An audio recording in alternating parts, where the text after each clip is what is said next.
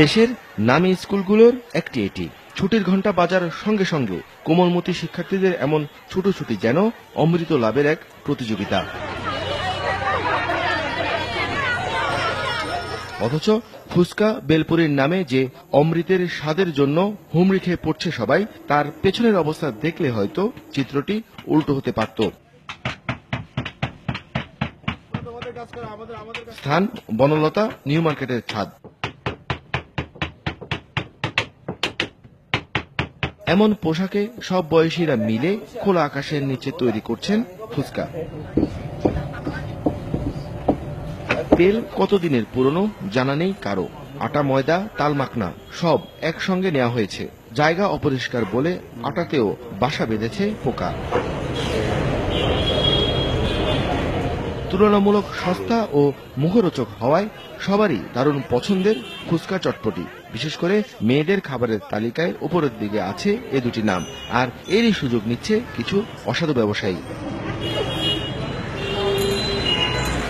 আনন্দ পায় সেই জন্য খাওয়া। ওইটা বায়না, বাচ্চাদের বায়না তো পূরণ করতে হয়। খিদা লাগছে, স্বাদও লাগে। সমস্যা তো হয় যায়নি, কিন্তু তারপরেও খাই, মজা লাগে। ভালো না, বাট সবাই খায়, এর জন্য খাই। স্বাস্থ্যসম্মতরা মজা মানে ভালো লাগে খাই।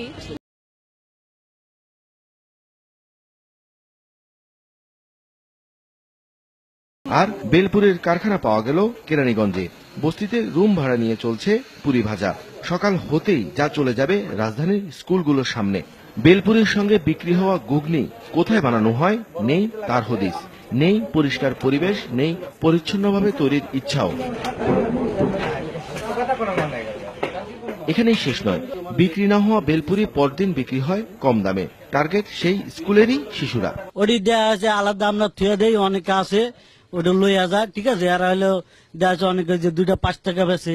এই কাজ করছি আবার যা খাই, বেড়ে কিনে ধরলেই যা খাই। হাতে কাজ শেষ করা হইলে আমরা আরো ভালো জায়গায় একটা নেওয়ার চিন্তা ভাবনা আছি আর কি, ভালো পরিবেশে যাব।